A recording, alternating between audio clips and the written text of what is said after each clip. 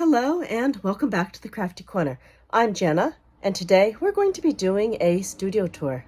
So let's jump right in and take a tour. So as you first enter my craft room, the first thing you would see is this art cart. This holds all of my Rainbowitis Jane Davenport supplies. Moving over here, this is the Tim Holtz Ideology cart. In here I have things for vignettes, a stash of papers, and of course, many big styes. The big styes I have roughly sorted by holiday and everyday use. Then in the bottom, I have some of the original Village dies, as well as some other oversized die sets. Now moving to the main portion of my craft space. The main section of my craft area is in the back half of my living room, which is a 6 by 8 foot area. Now, what a lot of people don't know is that my husband and I run a small soap making business, so in addition to all my crafty things back here, I also have my soap lab. Now, over here on this table, I have a small warehouse of many of the cards that I have made in videos and for a variety of fun projects. Over here is my second filming spot for whenever my main table is full. Now, all around my craft room, I have a few areas that simply spark joy and inspiration.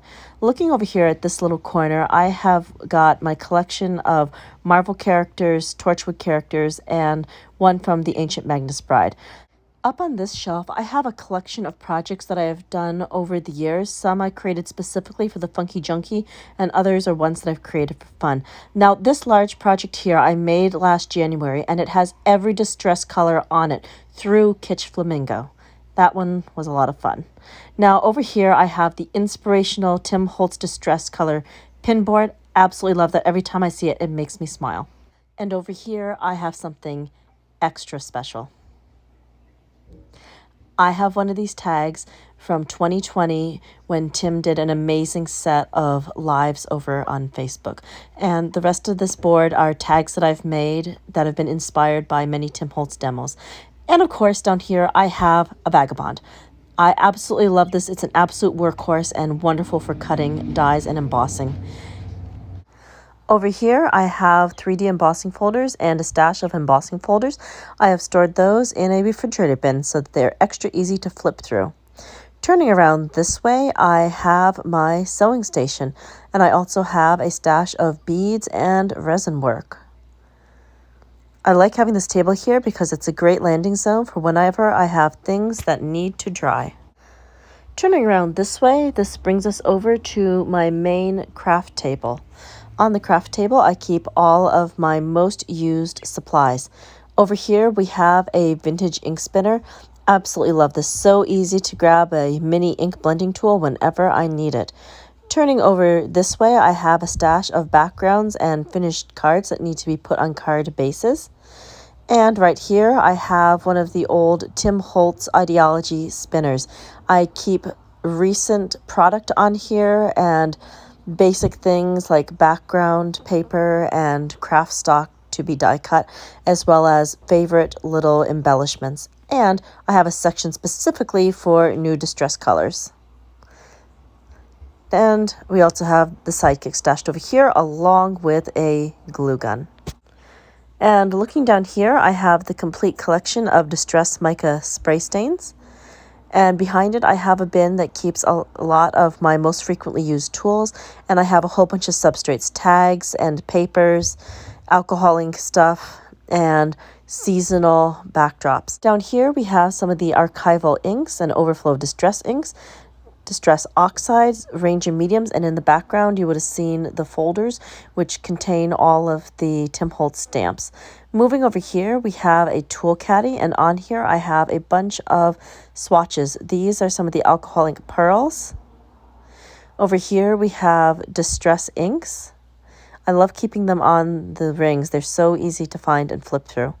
Then turning the caddy, we have the full collection of Tim Holtz scissors, and then Tim Holtz tools that I reach for often, like the water brush, the splat brush, and embossing pen.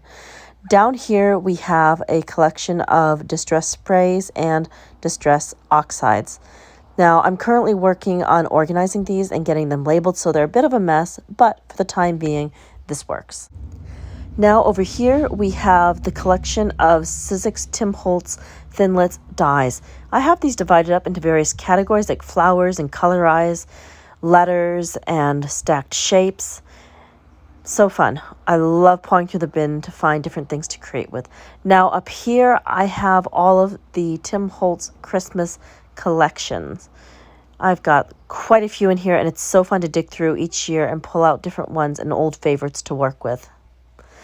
Now, turning over here, I have a bunch of Ikea style cabinets.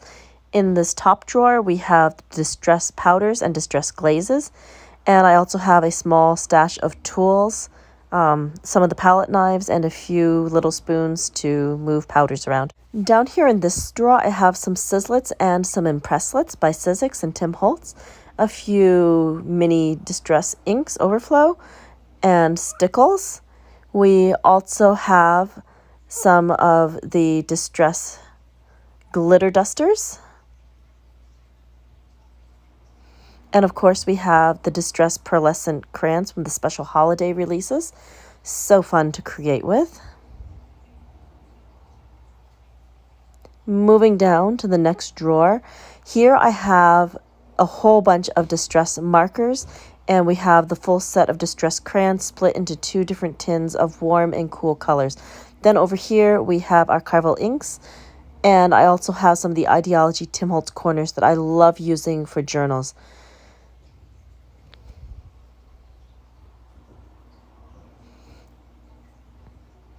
Next drawer. Here I have some of the mini ink cubes. We've got the rest of the archival inks, a bunch of stamping blocks, and a variety of tools. We have several different brayers in there, a stash of washi tape, and in here somewhere we also have some of the brushes. These are great for stenciling and applying inks. Down here we have a collection of some of the Tim Holtz Ideology collage papers. On top I have some of the everyday ones, and underneath we have more holiday themed ones. Absolutely love collaging with these in journals. Next unit. Over here we have a big stash of paper dolls. I have these sorted by size and by holiday. So fun. I love having these little bins, and I tend to pull them out and just paw through them in order to find the pieces that I want to work with. But these little containers make for great storage in the drawers, and it makes everything very easy to find and pull out. And over here we have some of the journal cards in the back. We have a whole stash of Ideology keys down here, lots of buttons, thimbles, some of the collected flair. Oh, those are just too cool. And I also have a little space for all of the shifter stencils and regular mini stencils. In the next drawer, we have more embellishments. I have got a stash of the flashcards, some bits and pieces of random ephemera. Over here, we've got some of the milk caps. We have some of the chipboard quotes, a stash of numbers. And in the back, these are just multiple packs of Ideology ephemera and die cut pieces that I've been stashing. Again, perfect size drawers, and just so easy to pull something out and look through it for inspiration. And down here, we've got some of the big window frames. We've got etc. pieces, great for stacking together and making shelves. More of the little bottles and mini display domes. Over here, we've got a few of the hinges, dome foam, and a few pieces that I created that are just waiting to be put on cards. And then we have some of the Ideology Tim Holtz tins. I use these to store metal embellishments. I stick unfinished embellishments as well as finished embellishments in these. In the next tin, we have parts and pieces for the Ideology baubles and some of the resin flowers. In the next 2 tins, I have pieces for the Tim Holtz Alteration line. These are vintage style jewelry components. I like to keep them in the tin so I can dig through and grab pieces as I am inspired to make with them. So many fun little trinkety bits. Absolutely love them. And the storage tins are just the right size to fit into the drawer. And here's another tin with some of the larger focal points for the jewelry making pieces. Okay, next drawer. Down here we have a large stash of washi tape and fabric tape. I also have a bin that I sorted all of the flowers and botanicals into. In the back we have a little container for finials, and over here I have a stash of tiny lights. I just love having everything sorted by category. It makes it so much easier to find when I'm creating. Just pop open a drawer and find the right bin and pull out what's needed. Next, we have a drawer full of distress paint and distress re-inkers. I also have in the back corner a stash of extra collage medium and a few tape runners. Now down here, we have 2 of the large distress ink storage tins. Very easy to use. And then down here is the infamous scrap drawer. This drawer is almost always overflowing, and I'm often pulling from it to create projects. Now over here, we're getting into seasonal items. Here I have a drawer full of Halloween themed things. We've got the bones and the mushrooms. We've got some of the drippy candles. We've got chipboard pieces, we've got 3D pieces, the picture frames, the trick-or-treat bucket, the cauldron. I believe we've got a tombstone in there and a few lanterns. And just some bits and pieces left over from other Halloween projects and some pumpkins. And of course we have a whole stash of creepy eyes. Gotta love the creepy eyes.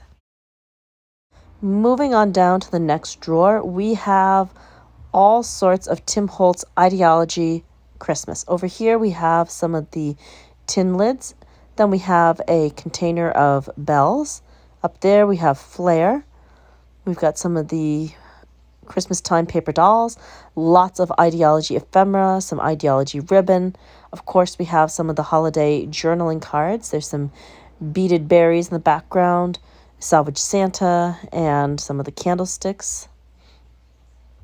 So much fun and so much to create with. Down here, this drawer is an overflow drawer.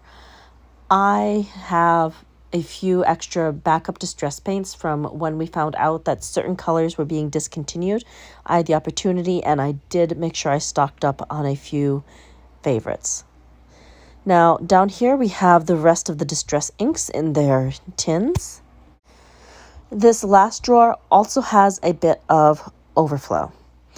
Since we had that seasonal release with limited edition items, I may have stocked up and doubled up, maybe even tripled up on a few of the select items. And we also have a stash of distress re-inkers. And of course, more of the pearlescent crayons. And a few other extra items of things that I use very frequently. Thank you so much for joining me here today for the tour of the Crafty Corner. And until next time, happy crafting.